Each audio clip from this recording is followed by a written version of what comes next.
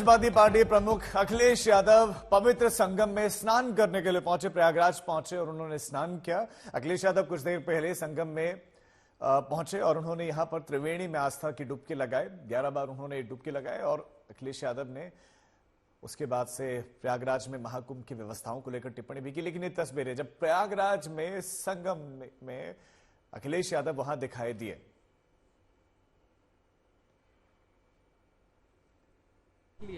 देखिए, समाजवादी सरकार में भी और पहले भी नेताजी को भी और हम लोगों को भी कुंभ के आयोजन को करने का मौका मिला था। जो उस समय कुंभ हुआ था, कम संसाधन में सरकारें अलग अलग थीं। यूपी में सरकार दूसरी पार्टी की थी, समाजवादी पार्टी की थी। दिल्ली में सरकार दूसरी पार्टी की थी।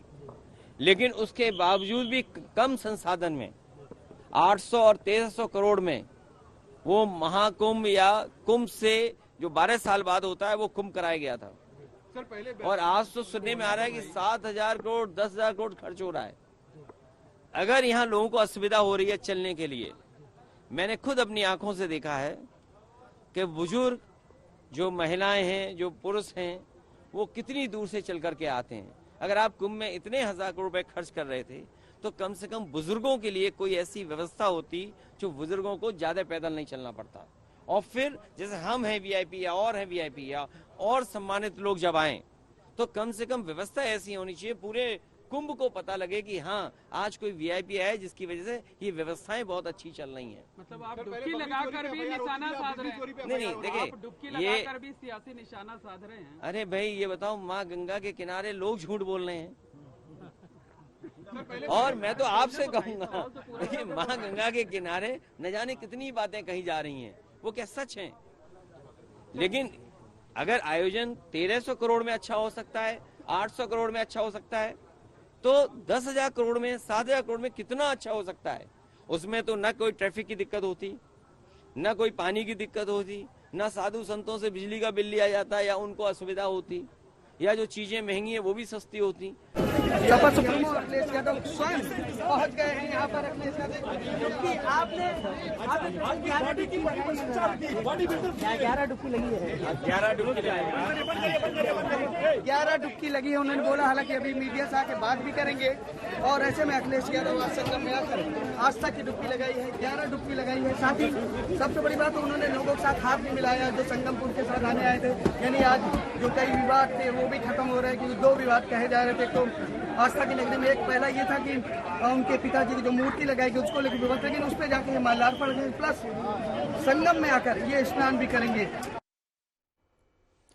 हमारे 3 संवाददाता इस खबर पर ज्यादा जानकारी के साथ जुड़ गए हैं। हमारे साथ समर्थ हैं, संजय हैं और आनंद राज हमारे साथ जुड़े। समर्थ, सबसे पहले आपके पास आते हुए लगातार सवाल पूछा जा रहा था अखिलेश यादव से कि आप प्रयागराज कब जाएंगे, प्रयागराज कब जाएंगे। अब अखिलेश यादव आ गए हैं और वो बड़े खासे हमलावर नजर आए। जहां व्यवस्थाओं का दावा किया जा रहा था वो तो कह रहे व्यवस्थाएं बड़ी कमजोर है।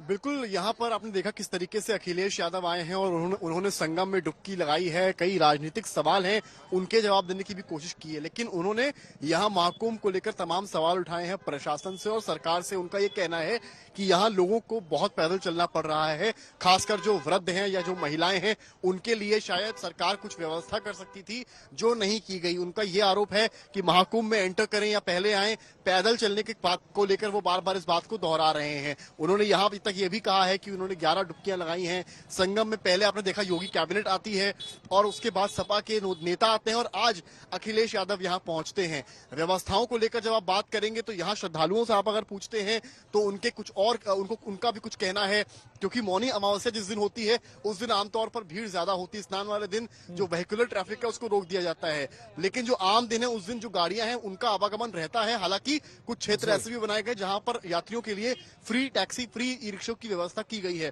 अब इस बीच में अखिलेश क्योंकि सवाल उठा रहे हैं तो देखना यह होगा कि अब सरकार का उनके इस बयान पर क्या रुख रहता है और बीजेपी किस तरीके से इस पर निगाहें रहेंगी। हमारे साथ संजय भी हैं और आनंद राज भी हैं। संजय, अखिलेश यादव ने आकर सीधा हमला बोल दिया, क्योंकि आप पहले दिन से वहां महाकुंभ को कवर कर रहे हैं। क्या जो अव्यवस्थाएं इस तरह की हैं, क्या वाकई लोगों को इस तरह की दिक्कतें हो रही हैं जो अखिलेश यादव कह रहे हैं? इसमें ये तो है कि कल रात से थोड़ी सी सख्ती बरती गई है, क्योंकि बहुत सारी गाड़ियां पास वाली बिना पास वाली कुंभ क्षेत्र में घूम रही थी। मुख्यमंत्री ने खुद दौरा किया और उन्होंने फिर ये निर्देशन दिए कि गाड़ियों की संख्या कम की जाए, ताकि जो पैदल यात्रियों की भीड़ बढ़ रही है, पैदल यात्रियों को आराम हो सके। हमारे साथ कुछ बुजुर्ग हैं, उनसे हम पूछते हैं कि ये कहा जा रहा है कि बहुत पैदल चलना पड़ रहा, बुजुर्ग परेशान हो रहे हैं, आप लोगों का क्या कहना है? कुछ सुविधा नहीं मिल पा रही है, हमें स्टेशन जाना है, पैदल कहाँ से जाए, हम पर चला नहीं जाता। अब इसी तरीके की सुविधाएं नहीं मिल पा रही हैं, क्योंकि टेम्पो सारे बंद हो चुके हैं। अब हमें जो है ना 4 किलो टेम्पो वेम्पो तो चल रहे हैं, पीछे दिखाई पड़ रही है। यहाँ कोई नहीं जा रहा है, ये नहीं जा रहे आगे को। अब हमें कम से कम बैरिकेटिंग लगी हुआ है, बैरिकेटिंग लगी हुई है, वहां से निकलने नहीं देते। हाँ, सिर्फ बाबाओं की गाड़ी जा रही है, प्रशासन की गाड़ी जा रही है, हालांकि मीडिया की गाड़ियों को भी रोका जा रहा है, लेकिन उनको बार बार बताना पड़ता है कि आपके बड़े अधिकारियों ने ये आदेश दिया है कि मीडिया की गाड़ियों को ना रोका जाए। हम मिर्जापुर से आए हैं और बहुत अच्छी व्यवस्था है, बड़ी सुंदर व्यवस्था है। धन्य है योगी मोदी, हम उनसे एकदम संतुष्ट हैं। राजनेता लोग ये कह रहे हैं कि व्यवस्था में खामियां हैं, लोगों को पैदल बहुत चलना पड़ रहा है, कष्ट है, 10-10 किलोमीटर पैदल। मेरा मानना ये है कि फ्लेक्सिबिलिटी रहनी चाहिए व्यवस्थाओं में, क्योंकि जब भीड़ ज्यादा हो तो उनको भी देखा जाए और वाहनों की भी व्यवस्था देखी जाए, तो संतुलन बनाना बहुत जरूरी है। और जो भी निर्णय लिया जा रहा है वो संतुलन बनाने के लिए। आपका नाम क्या है और कहाँ से आए? नारायण, इंदौर से, MP से। पैदल चलने वालों के बुजुर्गों के लिए क्या इंतजाम है इधर, कैसा है? बहुत तकलीफ पड़ रही है चलने फिरने के लिए।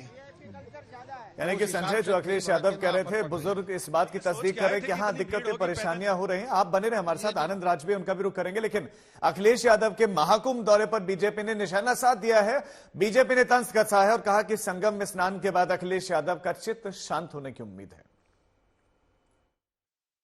चलिए, देर आए दुरुस्त आए। उम्मीद करते हैं कि अखिलेश यादव जी का अब चित्त शांत हो जाएगा। गंगा जी में स्नान करने के बाद, संगम स्नान करने के बाद मन को शांति मिलती है।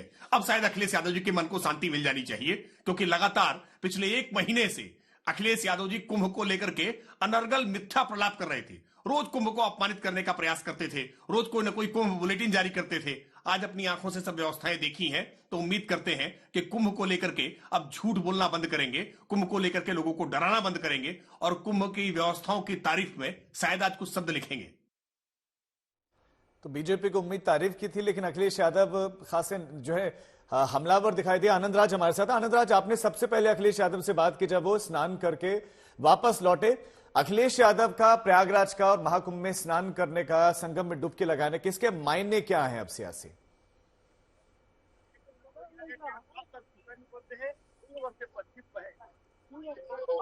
आनंद राज, क्या मेरी आवाज मिल रही है आपको? बिल्कुल बिल्कुल, आपकी आवाज आ रही है राजीव। अखिलेश यादव के इस दौरे के सियासी मायने समझाएं, संगम में डुबकी लगाने के मायने क्या हैं?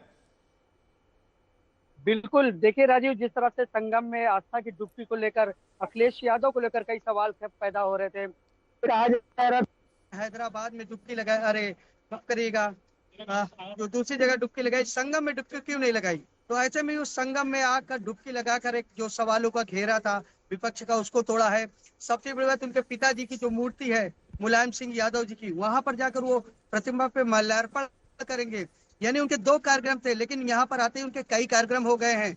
यानी अखिलेश यादव को लेकर जो सवाल खड़ा हो रहा था कि उन्हें कुंभ में आकर घूमना चाहिए, तो वो कुंभ में आकर घूम भी रहे हैं, साथ ही आस्था की डुबकी भी लगाई है। और जो सवालों का घेरा था, उन्होंने संगम में आस्था की डुबकी लगाने के बाद, शुक्रिया आपका इस तमाम जानकारी के लिए।